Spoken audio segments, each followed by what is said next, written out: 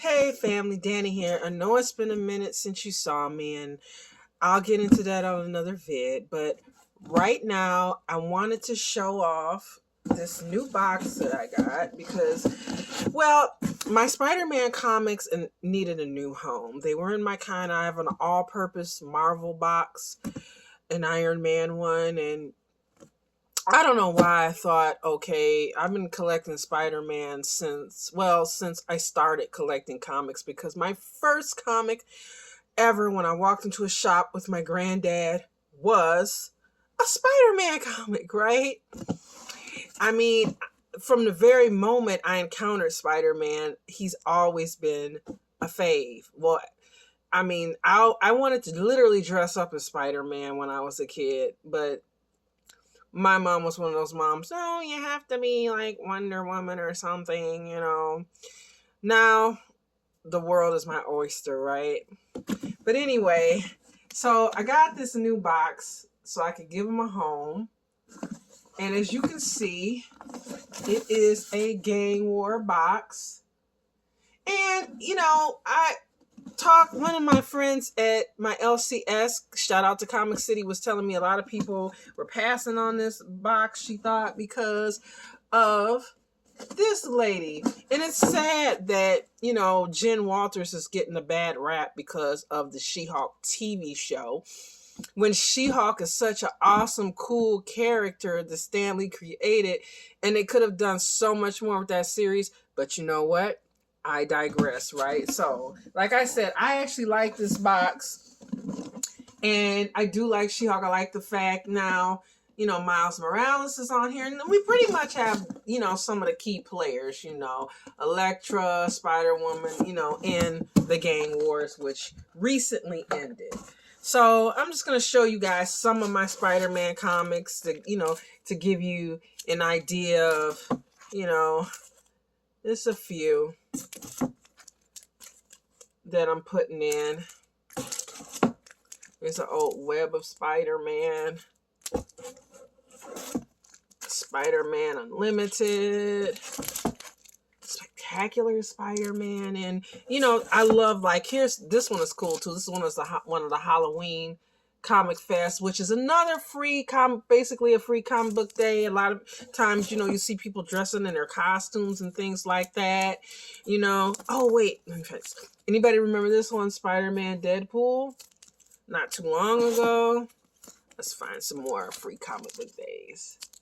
And let's see. Oh, here's a cool one. Spider-Man Venom free comic book day. Oh boy, I got them falling down in here. Here's a Gang War. They had such good covers for Gang War too. I really liked Gang War. And I like the fact that, we had a Luke Cage, separate one, because I'm hoping, I don't know about you guys, but I'm hoping that Luke, this brings back some interest in him and we get another book, because it has been a minute since we got a Luke Cage book. And but I am loving the Spider-Man renaissance that he's going through. He's got his Gang War thing which he just came off, and we know that Tombstone is out there making moves, and he ran into Chasm and his girlfriend. But we've got a lot of things going on because, Blood Hunt, is a thing now too. But he's been busy in Amazing Spider-Man with a lot. This was a cool one too, Web of Spider-Man. This was cool too. We had Madam Web narrating, And who else is loving the Ultimate Spider-Man? I am loving the Ultimate Spider-Man. They are doing such a great job in this book. In the last issue where we had that double date with Gwen and Harry and MJ and Peter, and just seeing the different dynamics in their relationship. And it's so ironic to have Harry talking to Peter about honesty, because Harry told Gwen his secret, that he's the Green Goblin, And Peter is like holding back on that information because, he feels like, he's trying to protect his family. And Harry's like, well, wait a minute, eventually they're going to come after, who you love. So it's just ironic. I love these covers. It's just ironic to see, Harry lecturing him. But for me, the jury's still out on Harry, even though he seems good and he's trying to hook up with Peter and, trying to, look at Wilson Fisk and all that. I don't know. I'm having funny vibes. And then we got Gwen is like super kind of, I don't want to say power hungry, but like an executive, and she's like trying to ask MJ about laundering money, and that kind of has my spidey sense tingling too, because I'm kind of thinking, well, wait a minute, all these people relatively just met.